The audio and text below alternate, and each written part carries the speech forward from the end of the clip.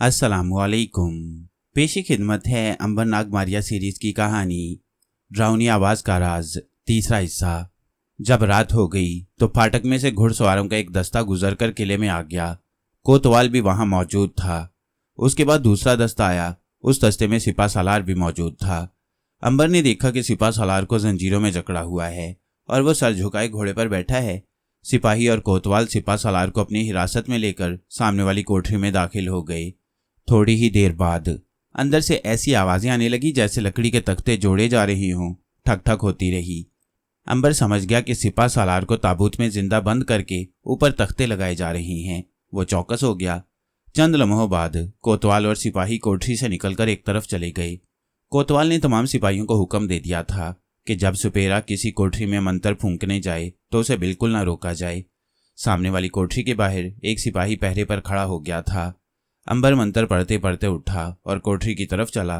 वो ताबूत के तख्ते को उखाड़ देना चाहता था ताकि सिपा सालार ताबूत में दम घुटने से न मर जाए और उसे ताज़ा हवा आती रहे।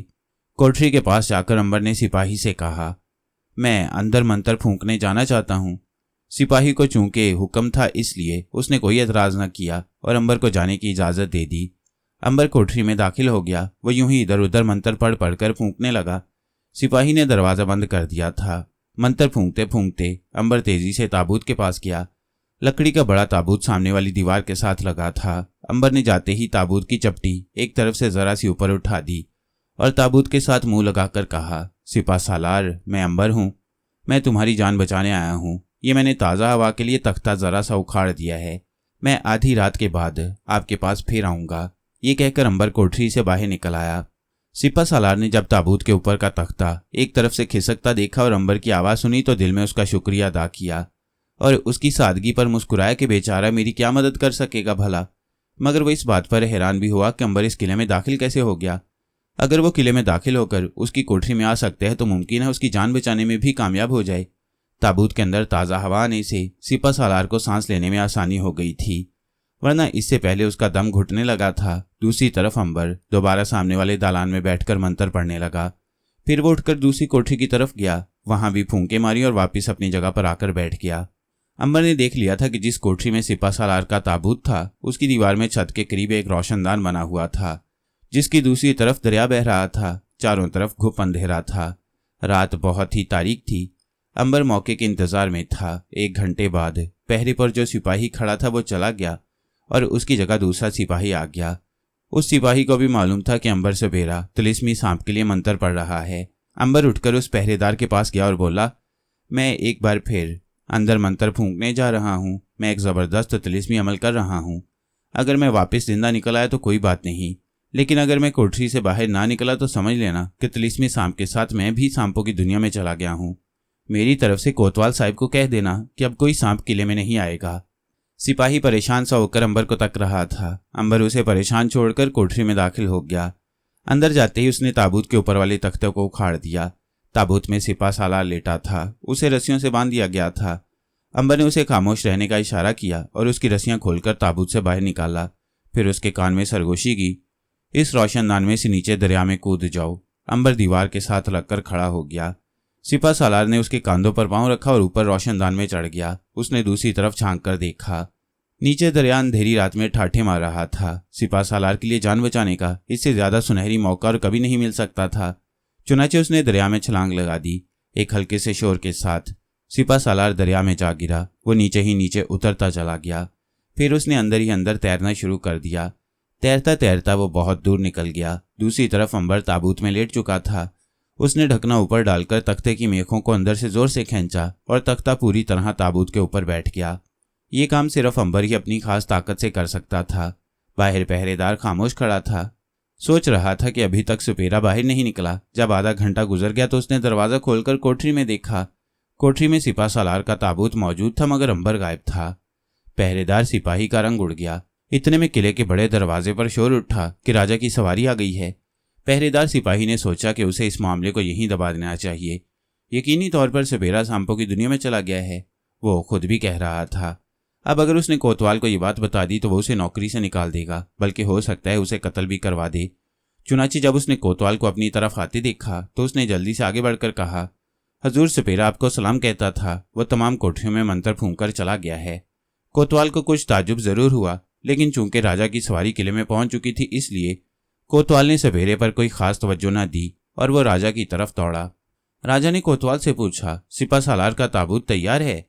कोतवाल ने कहा, जी हाँ हजूर आली, ताबूत बिल्कुल तैयार है। राजा ऊपर किले की फसील पर जाकर बैठ गया। उसने हुक्म दिया कि ताबूत उठाकर वहां लाया जाए। उसी वक्त 4 हबशी गुलाम गए और कोठरी में से ताबूत उठाकर ले आए। अब उसी ताबूत में अंबर लेटा हुआ था। राजा ने ताबूत को एक नजर देखा और बोला, इसे दरिया में फेंक दो। 4 हबशी गुलामों ने ताबूत उठाया और उस ताबूत को दरिया में फेंक दिया। ताबूत दरिया में गिरते ही खुल गया, मगर लहरें उसे बहाकर दूर ले गईं। दरिया पर गहरा अंधेरा होने की वजह से किसी को पता न चल सका कि ताबूत टूट चुका है। बहरहाल जब राजा की सवारी वापस अपने महल में चली गई तो कोतवाल ने पहरेदार सिपाही से पूछा कि सपेरा कहाँ है। तब भी पहरेदार ने यही जवाब दिया, जनाब वो मंत्र फूंकने के बाद चला गया है और कह गया है कि कोतवाल को मेरा सलाम कह देना और कहना कि अब कोई सांप इधर का रुख नहीं करेगा। कोतवाल मुस्कुराया। बड़ा नेक और तजुर्बाकार सपेरा था। दरिया में आगे आगे सिपा सलार तैरता जा रहा था और पीछे पीछे अंबर चला रहा था। अगरचे दोनों के दरमियान काफी फासला था। सिपा सालार चाहता था कि बजाय दरिया से बाहर निकलने के बेहतर है कि वो दरिया में तैरता हुआ इस शहर के इलाके से बहुत दूर निकल जाए। वो बड़े सुकून से तैर रहा था। अंबर की रफ्तार बहुत तेज थी। ये तूफानी रफ्तार थी। वो सिपा सालार के पास पहुंचना चाहता था। चुनाचे अंधेरी रात में अंबर थोड़ी ही देर बाद सिपा सालार के पास आ गया, जो दरिया में बड़ी नकाहत से तैर रहा था। अंबर ने उसे नीचे से ऊपर उठा लिया। सिपा सालार ने अंधेरे में भी अंबर को पहचान लिया। अंबर ने सिपा सालार की गर्दन को पानी से बाहर उठा रखा था। अंबर तूफानी रफ्तार से दरिया में तैरता काफी दूर निकल गया। फिर वह दरिया के किनारे पर आ गई, क्योंकि आगे दरिया में छोटी छोटी पहाड़ियां आ गई थीं। सिपा सालार ने दरिया से निकलने के बाद अंबर से पूछा, दोस्त तुम्हारे पास जरूर कोई जादू है जिसकी मदद से तुमने मेरी बच्चियों के तिलिस्म को भी तोड़ दिया और अब ताबूत में इतनी बुलंदी से गिराने के बाद भी जिंदा हो। अंबर ने कहा, ऐसी कोई बात नहीं, मैं भी आपकी तरह का एक आम इंसान हूँ। आप ये बताएं कि यहाँ से आपका आबाई गांव कितनी दूर है, क्योंकि आपकी बीवी चंपावनी और दोनों लड़कियां वहां पहुंच गई होंगी। सिपा सालार ने अपनी जान बचाने पर अंबर का बेहद दिली शुक्रिया अदा किया और ये सुनकर उसे और ज्यादा खुशी हुई कि उसकी बीवी और लड़कियां आबाई गांव चली गई हैं। वो बोला, मुझे यकीन है कि राजा को ऐसा शक नहीं होगा कि ताबूत में मैं नहीं था। अंबर ने कहा, उसे कैसे शक हो सकता है? उसने ताबूत खुलवाकर बिल्कुल नहीं देखा। ताबूत में मैं बंद था। वो यही समझ रहा था कि उसमें सिपा सालार है। वो तो बिल्कुल मुतमईन है कि उसने सिपा सालार को खत्म करवा दिया है। सिपा सालार बोला, राजे राजाओं की दोस्ती और दुश्मनी दोनों अच्छी नहीं होती। फिर सिपा सालार ने बताया कि उसका गांव यहाँ से 1 दिन के फासले पर है। वो दरिया के दूसरे किनारे पर आ ही चुके थे। दिन चढ़ा तो उन्होंने अपना सफर शुरू कर दिया। शाम को वो अपनी मंजिल पर पहुंच गए। सिपा सालार की बीवी चंपावनी अपने खामद को देखकर बहुत खुश हुई। अब उसने अपनी दोनों बेटियों को असल बात बता दी। लड़कियां तो हक्का बक्का होकर रह गईं। उन्होंने अंबर का बहुत बहुत शुक्रिया अदा किया। अंबर का दिल अब केटी नागमारिया के लिए बहुत उदास हो रहा था। उसने सिपा सालार के गांव वाले घर में सिर्फ 1 रोज काम किया और अगले रोज वो अपने असली दोस्तों यानी नागमारिया, केटी, थ्यूसोंग और जूलीसोंग की तलाश में रवाना हो गया। उस वक्त केटी, नागमारिया, थ्यूसोंग और जूलीसोंग जनूबी हिंदुस्तान के एक शहर तैखूर पहुंच चुके थे। ये शहर आज से 200-250 साल पहले बहुत तरक्की कर चुका था। ये शहर जनूबी हिंदुस्तान के चोला राजाओं का दारुल हुकूमत था। यहाँ बड़े बड़े मंदिर थे और मंदिरों में भी मूर्तियां तराशी गई थीं। बाजार कुशादा थे, मगर मकान 2 मंजिला ही थे, जिनकी छतें ढलवानी थीं। लेकिन उस इलाके में बारिश बहुत होती है। नागमारिया, केटी, थ्यूसोंग और जूलीसोंग शहर की एक पुरानी सराय में उतरे। ये सराय एक तालाब के किनारे थी। इसकी कोठरियां तंगो तारीख थीं। हर कोठरी में दिन के वक्त भी चिराग रोशन रहता था। तालाब की दूसरी तरफ सराय के सामने एक छोटा सा मंदिर था, जहाँ शीशनाग के बुत की पूजा होती थी। उस इलाके में लोग सांपों को मुकद्दस देवता समझते थे, चुनाचे उन्हें मारते नहीं थे। सांप घर में आ भी जाता तो घर वाले उसे दूध पिलाते थे और आराम पहुंचाते थे। हालांकि सांप को क्या मालूम कि ये कौन लोग हैं, वो तो आखिर सांप होता है और सांप कभी किसी का दोस्त नहीं होता। चुनाचे कभी कभी ये सांप गुस्से में आकर डस भी देते थे और लोग मर जाते थे। ये गुमराह लोग ये समझते कि सांप देवता ने इस आदमी को अपने पास बुला लिया है। नाग की खुशबू जब सामने वाले मंदिर में पहुंची तो वहां 2-4 सांप मंदिर के सेन में चलते फिरते रहा करते थे। नाग देवता को सलाम करने सराय में आ गए। लोगों का हजूम लग गया कि ये मंदिर के सांप सराय में किससे मिलने आए हैं। नाग ने दूर ही से सांपों को उनकी जुबान में डांट कर कहा, जिधर से आए हो उधर ही वापस चले जाओ। खबरदार, जब तक मैं ना बुलाऊं किसी को इधर आने की जरूरत ना हो। सांप उसी वक्त उल्टे पांव वापस चले गए। मारिया ने हंसकर कहा, आने देते उन्हें नाग भैया, जरा रौनक ही रहती। नाग ने कहा, यहाँ ख्वामख्वाह तमाशा बन जाता। हम तो अंबर की तलाश में यहाँ आए हैं, हमें अपने काम से काम रखना चाहिए। केटी ने फिजा में सूंघ कर कहा, मुझे तो फिजा में अंबर की खुशबू नहीं मिलती। जूली सॉन्ग, थ्यू सॉन्ग और नाग मारिया ने भी केटी के ख्याल की तस्दीक करते हुए कहा, मालूम होता है अंबर इस शहर में अभी तक नहीं पहुंचा। हमें इस सराय में रहकर अंबर का इंतजार करना चाहिए। जूली सॉन्ग कहने लगी, हम जरूर इस सराय में कुछ वक्त गुजारेंगे, लेकिन मारिया को शहर का चक्कर लगाने के लिए निकल जाना चाहिए। हो सकता है शहर में कोई सुराग मिल जाए। केटी और थ्यू सॉन्ग ने इसकी तायीद की। मारिया बोली, मैं तो खुद जाने को तैयार थी। मैं भी अंबर भैया को जल्द अज जल्द अपने दरमियान देखना चाहती हूँ। मैं शहर का चक्कर लगाने जा रही हूँ, थोड़ी देर बाद वापस आ जाऊंगी। सबने मारिया को हदायत की कि वो ज्यादा दूर ना जाए। मारिया के जाने के बाद नाग ने जूली सॉन्ग को साथ लिया और सामने वाली मंदिर की तरफ सैरो तफरी करने निकल गया। सराय में पीछे केटी और थ्यू सॉन्ग रह गए थे। नाग और जूली सॉन्ग मंदिर में गए। देखा कि शीशनाग की मूर्ति बनी हुई है और लोग आकर उसकी पूजा कर रही हैं। नाग ने जूली सॉन्ग से कहा, ये लोग गुमराह हैं, भला पत्थर के सांप की मूर्ति से इन्हें क्या मिल सकता है। जूली सॉन्ग कहने लगी, मैं हैरान हूं कि ये लोग उस खुदा की इबादत को छोड़कर कि जिसने सारी कायनात बनाई है, पत्थर के बुतों की पूजा क्यों करते हैं। नाग बोला, भटके हुए लोग ही ऐसा करते हैं। जिनका ईमान खुदा पर पुख्ता हो वो ऐसा कभी नहीं करते, वो तो बुतों को तोड़ देते हैं। यूं ही बातें करते करते नाग और जूली सॉन्ग एक सतून के पास जाकर बैठ गए। मंदिर के सांपों ने नाग देवता को देख लिया था, मगर चूंकि नाग ने उन्हें करीब आने से मना कर दिया था, इसलिए वो उसके पास नहीं आ रहे थे। इतने में एक आदमी जिस्म पर नीले रंग का लिबादा ओढ़े मंदिर में दाखिल हुआ। उसके सर के बाल झालरों की तरह उसकी गर्दन पर पड़े थे। माथे पर जर्द रंग का तिलक लगा था। उसके हाथों में फूलों का हार था। उसने आते ही शीशनाग के बुत पर हार डाला, हाथ जोड़कर प्रणाम किया और एक तरफ हटकर बैठ गया। उस आदमी की उम्र 50 बरस के करीब थी। जिस्म भारी भारी था, आंखों का रंग जर्द था और उनमें बड़ी तेज चमक थी। यह आदमी इधर उधर देख रहा था। अचानक उसकी नजर जूली सॉन्ग पर पड़ी। वो उसे देखता रह गया।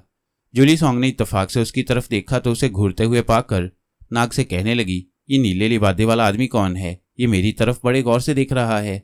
नाग ने नीले लिबादे वाले आदमी की तरफ देखा तो अब उसने अपना मुंह दूसरी तरफ कर लिया था। नाग उसे पहचान न सका कि इस आदमी के दिल में क्या है और वह असल में कौन है। नाग ने उस पर एक निगाह डालने के बाद कहा, यह तो कोई पुजारी किस्म का आदमी है।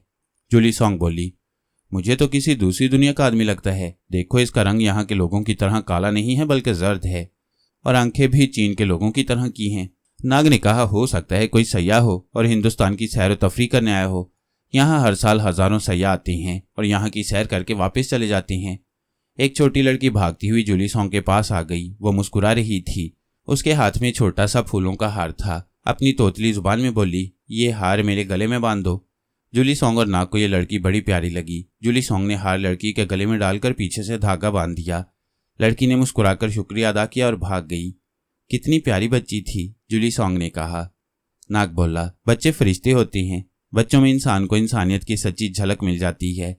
बच्चे मुनाफकत नहीं करते, जो दिल में होता है वही जुबान पर होता है। मगर जूली सॉन्ग उस सतून की तरफ देख रही थी जहां थोड़ी देर पहले नीले लिबादे वाला चीनी जर्द आदमी बैठा था। अब वो आदमी वहां नहीं था। जूली सॉन्ग ने कहा, नाग भैया, वो चीनी किस्म का आदमी जो मुझे घूर रहा था अब नहीं है, चला गया है। कहाँ चला गया होगा? नाग बोला, तुम्हें इस बारे में कोई दिलचस्पी नहीं होनी चाहिए। ऐसे तो हजारों आदमी तुम्हें हमारे साथ सफर करते हुए मिलेंगे। जिसको तुम अच्छी लगोगी वो तुमसे बातें करने की कोशिश करेंगे, तुम्हारी जानबूझकर तारीफ करेंगे। मगर जिन लड़कियों के दिल पाक होते हैं और जिनकी जिंदगी का ऊंचा मकसद होता है, वो किसी आदमी की इस किस्म की बातों पर ध्यान नहीं देती। जूली सॉन्ग खामोश हो गई। नाग ने उठते हुए कहा, चलो अब मंदिर के पीछे जो बाग है उसकी सैर करती हैं। ये बाग काफी खूबसूरत है। नाग और जूली सॉन्ग बाग में आ गए। उस बाग में नारियल और केले के दरख्तों के झुंडों के झुंड उगे हुए थे। बीच में एक तालाब था जिसमें फवारा चल रहा था। तालाब के किनारे किनारे सफेद और सब्ज पत्थर के बेंच रखे थे। जूली सॉन्ग और नाग उस बेंच पर बैठ गए। मंदिर उनके पीछे की जानिब रह गया था। वही जर्द आंखों और नीले लिबादी वाला आदमी दरख्तों के एक झुंड के पीछे झुककर खड़ा जूली सॉन्ग को गौर से देख रहा था।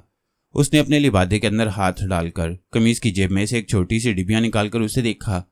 उसमें से तांबे का एक चौकोर मेडल निकालकर उसे देखा। मेडल पर जूली सॉन्ग की तस्वीर खुदी हुई थी। चीनी ने तांबे का मेडल डिबिया में बंद करके अपनी जेब में रख लिया और दरख्तों के पीछे छुपकर बैठा रहा। जब नाग और जूली सॉन्ग बातें करते उठकर सराय की तरफ गए तो चीनी उनके पीछे पीछे चलने लगा। नाग और जूली सॉन्ग सराय में आ गए। चीनी दूर एक तरफ छुपकर खड़ा जूली सॉन्ग को थ्यू सॉन्ग और केटी से बातें करते देख रहा था। वह समझ गया कि ये लड़की सी सराय में अपने दोस्तों के साथ उतरी हुई है। चीनी वहां से तेजी से एक तरफ चला गया। वह पुराने बाग में से गुजरकर एक वीरान कच्ची सड़क पर आ गया जो दूर ऊंचे टीलों की जानिब चली गई थी। पुलिसराज चीनी से यह सड़क पर चलता गया। दूर टीले की एक तरफ छोटी सी झोंपड़ी बनी हुई थी। उस झोंपड़ी के बाहर एक पुराना तख्तपोश बिछा था। पुलिसराज चीनी झोंपड़ी में दाखिल हो गया। जब बाहर आया तो उसके हाथ में एक सफेद कबूतर था। पुलिसराज चीनी से आने कबूतर को तख्तपोश पर बिठाकर आगे दाना डाल दिया।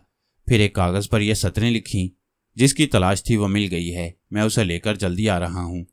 जहाज को समुद्र में बिल्कुल तैयार रखो। ये कागज तय करके उसने कबूतर के पांव के साथ बांध दिया। फिर कबूतर का मुंह मशरिक की तरफ करके जोर से हवा में उछाल दिया। कासिद कबूतर था, उसे सुधाया हुआ था। वह पैगाम लेकर अपनी मंजिल की तरफ रवाना हो गया। उसकी मंजिल वहां से 20 मील दूर समुद्र का किनारा था, जहां वीरान इलाके में समुद्र के किनारे एक बादबानी जहाज लंगर डाले हुए था। जहाज के मल्लाह जमीन पर बैठे आराम कर रहे थे। जहाज का लंगड़ा चीनी कप्तान अरशे पर आराम कुर्सी डाले बैठा कॉफी पी रहा था कि अचानक कबूतर उसके कांधे पर आकर बैठ गया। लंगड़े कप्तान ने कबूतर को हाथ में ले लिया। उसने उसकी टांग पर लिपटा हुआ खत निकालकर खोला। उसे पढ़ा तो उसके चेहरे पर खुशी की लहरें चमकने लगीं। जिस मकसद को लेकर वो तूफानी समुद्रों का मुकाबला करके हिंदुस्तान के साहिल पर आए थे और 1 साल से हिंदुस्तान में भटकते फिर रहे थे, आखिर वो उस मकसद को हासिल करने में कामयाब हो गए। उसने फौरन जवाबी खत लिखा, हम तैयार हैं। डामुक देवता का कहा सच निकला। तुम उस लड़की को लेकर यहाँ पहुंचो। हम जहाज का लंगर उठाने और बादबान खोलने के लिए बिल्कुल तैयार बैठे हैं। कासिद कबूतर 1 घंटे से भी कम वक्त में रुक्के का जवाब लेकर वापस पुलिसराज चीनी के पास आ गया। पुलिसराज चीनी ने लंगड़े कप्तान का खत पढ़ा तो उसे फाड़कर वहीं फेंक दिया और बहुत खुश हुआ। दूसरी तरफ मारिया शहर के ऊपर कई चक्कर लगा चुकी थी। उसे अंबर का कोई सुराग नहीं मिला था। उसकी खुशबू भी कहीं से नहीं आ रही थी। सारे साथी सर जोड़कर बैठ गए कि अब उन्हें क्या करना चाहिए। थ्यूसोंग ने कहा कि मेरे ख्याल में हमें इस मुल्क को छोड़कर शुमाल की तरफ, मुल्क बुखारा की तरफ निकल जाना चाहिए। मुझे उम्मीद है कि अंबर हमें शुमाल के किसी मुल्क में ही मिलेगा। यहाँ उसके मिलने की उम्मीद नजर नहीं आती। केटी और नाग ने भी ऐसे ही ख्याल का इजहार किया। जुली सॉन्ग से पूछा गया कि तुम्हारा क्या ख्याल है। उसने कहा, थ्यूसोंग भाई का ख्याल ठीक मालूम होता है, लेकिन मारिया से भी मशवरा जरूरी है। नाग ने मारिया से पूछा तो वो बोली, यहाँ रहना वैसे तो बेकार ही लगता है, क्योंकि अंबर का यहाँ दूर दूर तक निशान नहीं मिलता। लेकिन फिर भी मैं चाहती हूँ कि जैसा हम अक्सर करते आए हैं, इस शहर में हमें कम से कम 2-3 दिन जरूर रुकना चाहिए। मुमकिन है अंबर इस दौरान कहीं से इधर आ निकले। नाग ने थ्यूसोंग, केटी और जुली सॉन्ग से मशवरा लिया तो उन्होंने भी मारिया के ख्याल की तायद की। चुनाचे वो सराय में ही ठहरे रहे। उसी शाम का जिक्र है कि अंबर जनूबी हिंदुस्तान के मशरकी साहिल पर उस जगह पहुंच गया जहां से थोड़े फासले पर समुद्र में पुलिसराज चीनी और लंगड़े कप्तान का बादबानी जहाज खड़ा था। अंबर जगह जगह, शहर शहर, गांव गांव नाग, मारिया, केटी, थ्यूसोंग, जुली सॉन्ग को तलाश करता चला रहा था, मगर उनमें से कोई भी उसे नहीं मिल सका था। आखिर उसने सोचा कि वो इस मुल्क को छोड़कर किसी दूसरे मुल्क में चला जाए। उसने दूर समुद्र में एक बादबानी जहाज खड़ा देखा तो उसके पास जाकर बोला, कप्तान, मैं बेहतरीन खाना पका सकता हूँ। चट्टान देखकर बता सकता हूँ कि उसके अंदर चांदी है, सोना है कि जवाहरात छुपे हुए हैं। ये अंबर ने यूं ही कह दिया था। लंगड़े कप्तान ने अंबर की तरफ घूरकर कहा, क्या तुम सच कह रहे हो? अंबर बोला, क्यों नहीं कप्तान, मुझे झूठ बोलने की क्या जरूरत है। लंगड़े कप्तान ने बेताबी से कहा, तो बताओ फिर उस सामने वाली चट्टान के अंदर क्या है? अंबर ने जहाज के ऊपर से साहिल के पास उगी हुई एक चट्टान को देखा। लंगड़ा कप्तान उसी चट्टान की तरफ ही इशारा कर रहा था। उसने कहा, मैं अभी टीले से पूछकर बताता हूँ। अंबर ने जहाज से उतरकर सामने वाली चट्टान के पास जाकर एक सांप को बुलाया और उससे पूछा कि क्या तुम बता सकते हो कि इस चट्टान के अंदर क्या है? सांप ने कहा, इस चट्टान के शुरू में ही चंद पत्थर उखाड़ने के बाद अंदर एक सुरख अकीक मिलेगा, बाकी चट्टान में कुछ नहीं है। अंबर ने लंगड़े कप्तान को जाकर बता दिया कि चट्टान के शुरू में एक सुरख अकीक सदियों से पड़ा है। लंगड़े कप्तान ने फौरन मल्लाहों को हुक्म दिया कि चट्टान को आगे से तोड़ा जाए। मल्लाह गेंतियां और हथौड़े लेकर चट्टान को आगे से तोड़ने लगे। लंगड़ा कप्तान और अंबर पास ही खड़े थे। अंबर को यकीन था कि सुरख अकीक जरूर निकलेगा। मल्लाहों ने शोर मचा दिया कि सुरख अकीक निकल आया है और एक मल्लाह ने अकीक लाकर लंगड़े कप्तान को दिखाया। कप्तान ने गौर से देखा, वाकई ये एक बड़ा कीमती असली अकीक था। लंगड़ा कप्तान अंबर को अपने साथ जहाज पर ले गया और बोला, मैं तुम्हें अपने जहाज पर नायब कप्तान बनाकर रख लेता हूँ, मगर तुम्हें मेरे साथ एक अहद करना होगा कि तुम सिवाय मेरे ये राज किसी को नहीं बताओगे। सिर्फ मुझे टीलों और चट्टानों में छुपे खजानों का पता बताओगे। अंबर को किसी दूसरे मुल्क का सफर करना था। उसको क्या जरूरत थी कि किसी दूसरे को यह राज बताता। उसने कहा, मैं वादा करता हूँ कि सिवाय तुम्हारे और किसी को यह राज नहीं बताऊंगा और किसी को चट्टान में छुपे हुए खजाने का पता नहीं बताऊंगा। लेकिन ये जहाज कहाँ जा रहा है? लंगड़े कप्तान ने कहा, हम अभी मुल्क चीन जा रहे हैं, वहां से किसी दूसरे मुल्क को जाएंगे।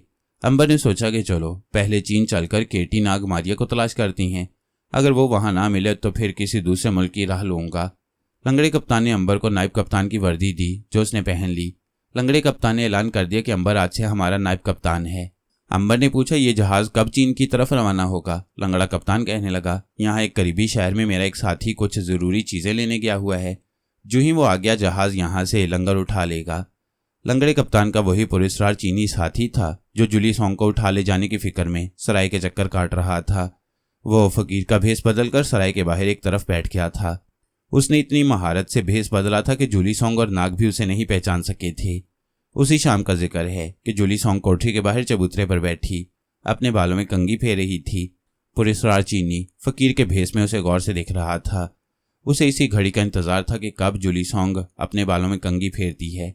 कंघी फेरने के बाद जुली सॉन्ग ने सर के बालों का छोटा सा गुच्छा चबूतरे की एक तरफ फेंक दिया और बालों को झटक कर एक तरफ कोठरी में चली गई। अब पुरस्कार चीनी अपनी जगह से उठा। वो फकीर के भेष में था। उसने चबूतरे के पास जाकर जहां जुली सॉन्ग के बाल गिरे थे वहां अपना थैला गिरा दिया। झुककर थैला उठाते हुए उसने जुली सॉन्ग के सर के बाल भी उठा लिए। जल्दी जल्दी ये चीनी पुरस्कार आदमी सराय से बाहर निकल गया। जुली सॉन्ग के बालों का गुच्छा उसने थैले में रखा। वो तेज तेज कदम उठाता आबादी से दूर जंगल में आ गया। यहां उसने अपनी सदरी की जेब से तांबे का मेडल जैसा टुकड़ा निकालकर उसे गौर से देखा। उस चकोर मेडल पर जुली सॉन्ग की शक्ल बनी हुई थी। उस शक्ल में जुली सॉन्ग को गौर से देख रही थी। पुरस्कार चीनी ने मेडल सदरी में छुपा लिया और जंगल में चलते चलते एक टीले के अंदर बनी हुई छोटी सी सुरंग में दाखिल हो गया। सुरंग के अंदर 2 घोड़े बंधे थे। जमीन पर एक बड़ा सा टोकरा पड़ा था जिसके ऊपर बांस का ढकना चढ़ा हुआ था। ये टोकरा खाली था। पुरस्कार चीनी ने यहाँ अपना फकीरों जैसा लिबास और मूंछें उतार कर फेंक दी और फिर वही पीले रंग का लिबादा ओढ़ लिया।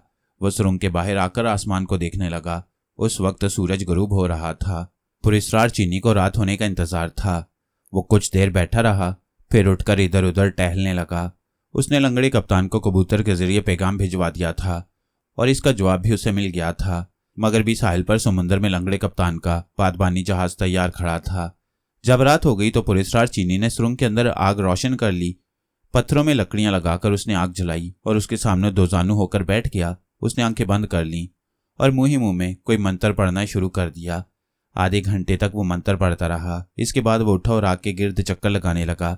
100 चक्कर पूरा हुआ तो वो दोबारा आग के सामने बैठ गया और मंत्र पढ़ने शुरू कर दिए। जब रात काफी गुजर चुकी तो पुरस्कार चीनी ने थैले में से जुली सॉन्ग के सर के बालों का गुच्छा निकालकर आग के सामने रख दिया। अब वो एक बाल गुच्छे में से निकालता और मंत्र पढ़कर उसे आग में डाल देता। दूसरी तरफ जुली सॉन्ग सराय की कोठरी में पलंग पर आराम से लेटी थी कि अचानक उसकी तबीयत बेचैन हो गई। उस वक्त पुरस्कार चीनी ने जुली सॉन्ग का सिर्फ एक बाल आग में डाला था। जुली सॉन्ग उठ बैठी। उसका दूसरा बाल आग में पड़ा तो जुली सॉन्ग के जहन पर धुंध सी छाने लगी। उसे यूं लगा जैसे वो एक वसी सहरा में अकेली खड़ी है। पुरस्कार चीनी ने जुली सॉन्ग के आधे बाल जब आग में डाल दिए तो जुली सॉन्ग की याददाश्त गायब हो गई। उसे बिल्कुल याद नहीं था कि वो नाग अंबर मारिया केटी थ्योसॉन्ग के हमरा सराय में रह रही है और ये लोग अंबर की खोज लगा रहे हैं। जब पुरस्कार चीनी ने जुली सॉन्ग के पूरे बालों का गुच्छा आग में डाल दिया तो जुली सॉन्ग का जहन पुरानी यादों से बिल्कुल साफ हो चुका था। वो कोठरी से निकलकर सराय के सहन में आ गई। उसके जहन में आग सी लगी थी और वो जंगल की तरफ जाना चाहती थी जिधर से उसे ठंडे पानी की हवा आ रही थी। वो समझ रही थी कि इस ठंडे पानी में ही उसका इलाज है। सहन में ऊंट और कुछ घोड़े बंधे हुए थे। अंधेरा फैला हुआ था। सिर्फ सराय के बाहर एक लैंप रोशन था।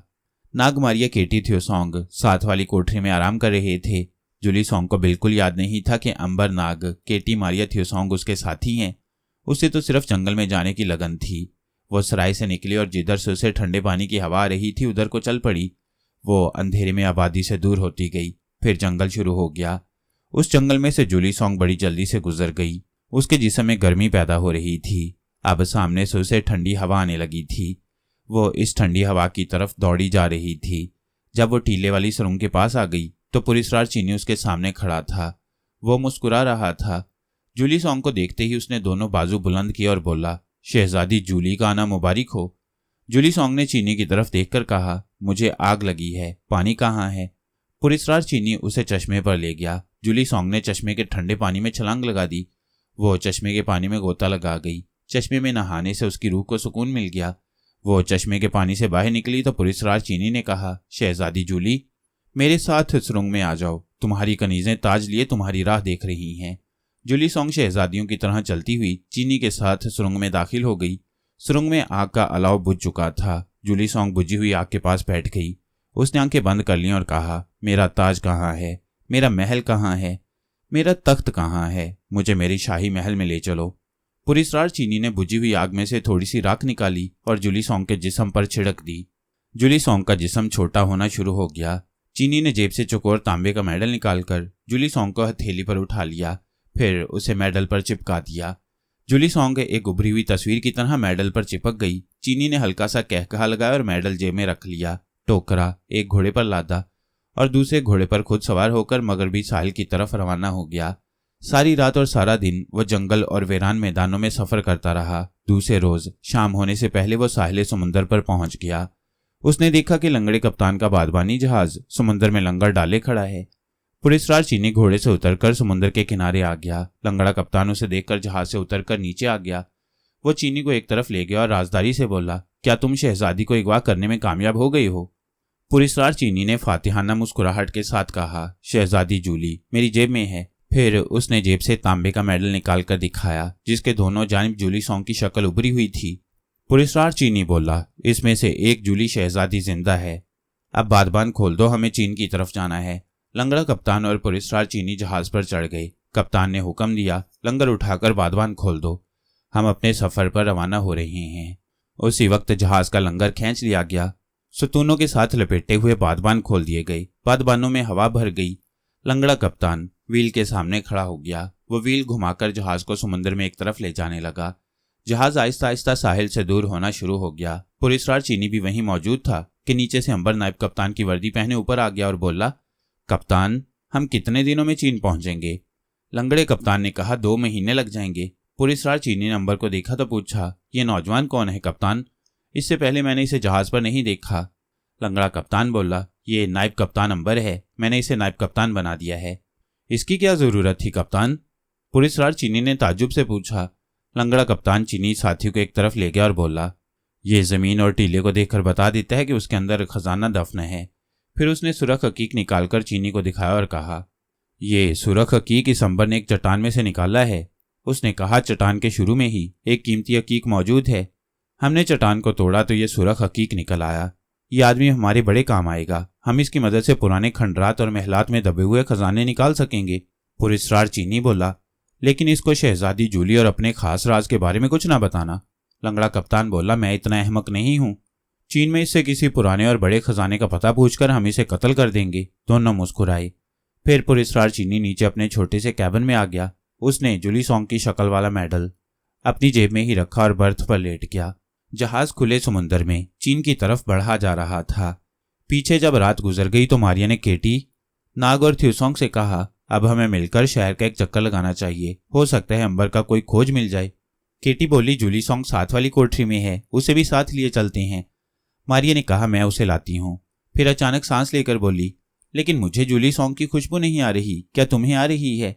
अब जो सबने सांस लिया तो घबरा गए, क्योंकि उनमें से किसी को भी जूली सॉन्ग की खुशबू नहीं आ रही थी। वह दौड़कर साथ वाली कोठरी में आ गई। कोठरी खाली पड़ी थी, जूली सॉन्ग वहां नहीं थी। वो परेशान हो गई, जूली सॉन्ग कहाँ चली गई? सबके दिल में एक ही सवाल था। नाग बोला, मेरा ख्याल है उसके साथ कोई हादसा हो गया है। वो इस शहर में नहीं है। अगर शहर में होती तो उसकी खुशबू जरूर आती। केटी ने बाहर निकलकर देखा और बोली, दिन निकलने पर उसके पांव के निशान देखने चाहिए। थ्यूसोंग बरामदे में झुका, जमीन को गौर से देख रहा था। नाग ने पूछा, तुम्हें कुछ नजर आया थ्यूसोंग? थ्यूसोंग बोला, यहाँ जूली सॉन्ग के पांव के निशान हैं। ये निशान सहन में जा रही हैं, मेरे साथ आओ। केटी, नाग, थ्यूसोंग और मारिया सहन में आ गए। थ्यूसोंग ने सबको जूली सॉन्ग के पांव के निशान दिखाए, जो रात के अंधेरे में यही लोग देख सकते थे। सहन से निकलकर पांव के निशान शहर के दरवाजे की तरफ चले गए। वह जूली सॉन्ग के पांव के निशान के साथ साथ चलते शहर से निकलकर जंगल में दाखिल हो गए। अब यहाँ जमीन पर घास उगी हुई थी। उस घास पर जूली सॉन्ग के पांव के निशान ढूंढना मुश्किल था। फिर भी ये लोग जंगल में सीधे चलते गए। जंगल खत्म हुआ तो एक टीला आ गया। उस टीले में एक सुरंग थी। मारिया सबसे पहले सुरंग में दाखिल हुई। उसने वापस आकर बताया कि सुरंग के अंदर बुझी हुई आग का निशान है। आग अभी गर्म है। मालूम होता है कि आग अभी अभी बुझी है। नाग ने पूछा, यहाँ आग किसने जलाई होगी? केटी बोली, यहाँ कोई भी मुसाफिर आकर आग जला सकता है। थ्यूसोंग ने कहा, लेकिन मुसाफिर रात के वक्त किधर चला गया? अगर वो रात बसर करने के लिए सुरंग में आया था तो उसे सुबह को जाना चाहिए था, और अभी रात है, सुबह नहीं हुई। मारिया कहने लगी, ये नुक्ता सोचने का है। मेरे ख्याल में जरूर इसमें कोई राज है। मुमकिन है जुलीसोंग को कोई शख्स बेहोश करके यहाँ ले आया हो। थ्यूसोंग ने सुरंग से बाहर जाकर जमीन को गौर से देखा और बोला, यहाँ 2 इंसानों और 2 घोड़ों के कदमों के निशान हैं। सब सुरंग के बाहर आ गए। अंधेरे में भी उन्हें 2 घोड़ों और 2 इंसानों के पांव के निशान नजर आ रहे थे। नाग झुककर बैठ गया और थ्यूसोंग से कहने लगा, क्या इनमें जुलीसोंग के पांव के निशान भी हैं? थ्यूसोंग सर उठाकर बोला, हाँ, एक निशान जुलीसोंग के कदमों का है। मैं उसे साफ पहचान लेता हूँ। यह देखो, ये दोनों पांव के निशान जुलीसोंग के हैं। यहाँ से निशान आगे जाते हैं। वो निशानों के पीछे पीछे उस चश्मे तक आ गए जिसमें जुलीसोंग ने गुस्ल किया था। वहां से निशान फिर सुरंग की तरफ चले जाते थे। उसके बाद इंसानी कदमों के निशान गायब हो गए और घोड़ों के सुम्मों के निशान शुरू हो जाते थे। थ्यूसोंग ने कहा, यहाँ जुलीसोंग को घोड़े पर सवार करके ले जाया गया है। अब सवाल ये पैदा होता है कि ये घुड़सवार कौन था, कहाँ से आया था, जुलीसोंग यहाँ कैसे आई, और वो जुलीसोंग को कहाँ ले गया है? मारिया ने कहा, वो जो कोई भी था, हमें जुलीसोंग का पीछा करके उसे हर हालत में उस आदमी से निजात दिलानी होगी। जाहिर है उसने जुलीसोंग पर कोई तिलिस्म किया होगा। नाग बोला, जुलीसोंग के पांव के निशान साफ बता रही हैं कि जुलीसोंग अपने पांव पर चल रही थी। वो बेहोश नहीं थी। इससे ये बात साबित हो जाती है कि उस पर कोई तिलिस्म करके उसके जहन को बदल दिया गया है। तिलिस्म के जरिए उसकी याददाश्त गायब कर दी गई है और वो अपने अगवा करने वाले के साथ चल रही है। केटी और मारिया ने भी इस ख्याल की तायीद की। थ्यूसोंग बोला, हमें घोड़े के खुरों के साथ साथ चलना होगा। जुलीसोंग जहां भी गई होगी उसका पता चल जाएगा। मारिया ने घोड़ों के खुरों के निशानों को झुककर गौर से देखा और बोली, घोड़ों का रुख जंगल में मशरिक की तरफ है। हमें उसी तरफ चलना चाहिए। केटी ने मशवरा दिया कि मारिया फिजा में उड़कर आगे जाए और देखे कि आगे क्या है। नाग ने मारिया से कहा कि केटी का मशवरा अच्छा है, तुम जाकर देखो कि इस जंगल के आगे क्या है, और क्या जहां जंगल खत्म होता है वहां भी घोड़ों के खुरों के निशान हैं? केटी ने कहा, मगर तुम जल्दी वापस आ जाना, हमें तुम्हारी भी फिक्र लगी रहेगी। मारिया ने केटी, थ्यूसोंग और नाग से कहा, तुम लोग इसी जगह ठहर कर मेरा इंतजार करो, मैं पता करके आती हूँ। इतना कहकर मारिया फिजा में बुलंद हुई और मशरिक की तरफ उड़ने लगी। वो बड़ी तेजी से उड़ रही थी और देखते देखते वो जंगल के दरख्तों को पीछे छोड़ गई। जंगल खत्म हुआ तो आगे समुंदर का किनारा आ गया। मारिया गोता लगाकर नीचे आ गई। जहां जंगल खत्म होता था वहां से एक रास्ता समुंदर के किनारे की तरफ जाता था। मारिया ने झुककर रेत पर देखा। रेत पर दोनों घोड़ों के निशान मौजूद थे। ये निशान समुंदर के किनारे तक चले गए थे। यहाँ मारिया ने 2 आदमियों के पैरों के निशान देखे। ये निशान भी समुद्र में जाकर खत्म हो जाते थे। साफ मालूम हो रहा था कि यहाँ से ये लोग जहाज पर सवार हो गई हैं। मारिया पलटकर फिजा में बुलंद हुई और तेज रफ्तारी से उड़ती हुई वापस थ्यूसोंग, केटी और नाग के पास आ गई। उसने आते ही उसे सारी बातें शुरू से आखिर तक बयान कर दी। थ्यूसोंग बोला, जरूर जुलीसोंग को वहां से जहाज पर बिठाकर ले जाया गया है। हमें साहिल समुंदर पर पहुंचना होगा। और वह तेज तेज कदमों से जंगल की तरफ बढ़े। सुबह हो रही थी। ये लोग जंगल से निकलकर समुद्र के किनारे आ गई। मारिया ने उन्हें जमीन पर घोड़ों और इंसानों के पांव के निशान दिखाए। थ्यूसोंग और नाग गौर से उन निशानों को देखने लगे। उनमें जुलीसोंग के कदमों के निशान नहीं थे। आदमियों के कदमों के निशान मौजूद थे, मगर जुलीसोंग के कदमों के निशान कहीं नहीं थे। थ्यूसोंग और केटी बड़े हैरान हुए कि गार के बाहर जुलीसोंग के कदमों के निशान मौजूद थे, फिर यहाँ आकर क्यों गायब हो गए, जबकि उन घोड़ों के खुरों के निशान भी वहां रेत पर मौजूद थे जिन पर जुलीसोंग को सवार करवा कर लाया गया था। नाग कहने लगा, मुमकिन है यहाँ जुलीसोंग को बेहोश करके किसी जहाज में सवार कराया गया हो। केटी ने मारिया से कहा, मारिया, तुम समुद्र में आगे जाकर देखो कि क्या कोई समुद्री जहाज सफर कर रहा है। अगर जहाज सफर कर रहा हो तो उसमें जुलीसोंग का पता करो। नाग बोला, हाँ मारिया, तुम समुद्र में दूर तक एक चक्कर लगा कर आओ, हम यहीं बैठते हैं। मारिया फिजा में बुलंद हो गई और समुद्र के ऊपर परवाज शुरू कर दी।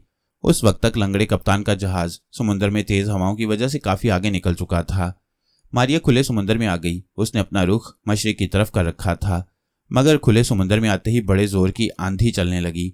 बादल छा गए और मूसलाधार बारिश शुरू हो गई। बारिश से मारिया को कोई रुकावट नहीं होती थी, मगर आंधी की वजह से समुद्र पर चारों तरफ ना जाने किधर से आकर धुंध छा गई और मारिया रास्ते से भटक गई। वो धुंध में से निकलने के लिए ऊपर को उठने लगी। धुंध काफी बुलंदी तक छाई हुई थी। मारिया ऊपर ही ऊपर उठती चली गई।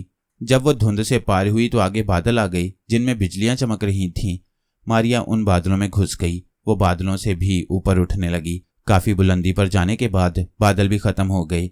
अब रोशनी में आकर मारिया ने नीचे देखा तो उसे सैकड़ों मील दूर तक बादलों की गहरी स्याह छत फैली हुई नजर आ रही थी। समुद्र का नामो निशान कहीं नजर नहीं आ रहा था। इस वजह से मारिया को बादबानी जहाज भी कहीं दिखाई नहीं दे रहा था जिसमें अंबर और जूली सॉन्ग मौजूद थे। मारिया काफी देर तक उन बादलों में चक्कर लगाती रही। जब उसे यकीन हो गया कि वो किसी भी जहाज को तलाश ना कर सकेगी तो वो उड़ती हुई वापस चली आई। अब वाकई मारिया समुद्र में रास्ता भूल गई थी। वो बादलों से निकलकर धुंध में आ गई। धुंध से निकलकर समुद्र के पास आई तो उसे धुंध की वजह से समुद्र की सतह भी नजर नहीं आ रही थी। उसने सांस खींचकर सूंघा। तेज हवाओं की वजह से उसे नाग, केटी और थ्यूसॉन्ग की खुशबू भी नहीं आ रही थी। मारिया को यह एहसास भी नहीं रहा था कि वह शुमाल की तरफ जा रही है कि जनूब की तरफ जा रही है, क्योंकि धुंध और बादलों की वजह से उसे सूरज कहीं भी दिखाई नहीं दे रहा था। फिजा में नाग, केटी, थ्यूसॉन्ग की खुशबू न आने का मतलब ये था कि वो उन लोगों से बहुत दूर निकल आई है। अपने ख्याल के मुताबिक मारिया अपने उन बिछड़े हुए साथियों की तरफ प्रवास करती हुई जा रही थी जो समुद्र के किनारे बैठे उसका इंतजार कर रहे थे, मगर उसे इस हकीकत का एहसास नहीं था कि वो जनूब की तरफ उड़ी चली जा रही है। जब वो काफी दूर निकल आई तो धुंध आहिस्ता आहिस्ता गायब होने लगी। बादल भी छट गए। सूरज निकल आया। सूरज की रोशनी में मारिया ने देखा कि उसके चारों तरफ समुद्र ही समुद्र ठाठे मार रहा है। उसने सूरज के हिसाब से नाग, केटी, थ्यूसॉन्ग की तरफ उड़ना शुरू कर दिया, मगर खुदा जाने क्या बात थी कि वह दोपहर तक समुद्र के ऊपर उड़ती रही। ना समुद्र खत्म हुआ और ना उसे नाग, थ्यूसॉन्ग और केटी का कुछ पता चला। मारिया को तो रोना आ गया कि वो तो जूली सॉन्ग का पता करने निकली थी और वो खुद भटक गई है। खुदा जाने ये समुद्र कितना बड़ा था कि खत्म होने में ही ना आता था। मारिया समुद्र से 50 फुट बुलंद होकर उड़ी जा रही थी। उसे अब भी उम्मीद थी कि वो नाग, थ्यूसॉन्ग और केटी के पास जरूर पहुंच जाएगी, मगर कुदरत उसे कहाँ ले जा रही है इसका मारिया को कुछ इल्म नहीं था। आगे क्या हुआ ये जानिए सीरीज की अगली कहानी में, जिसका नाम है बदरूहों की चट्टान।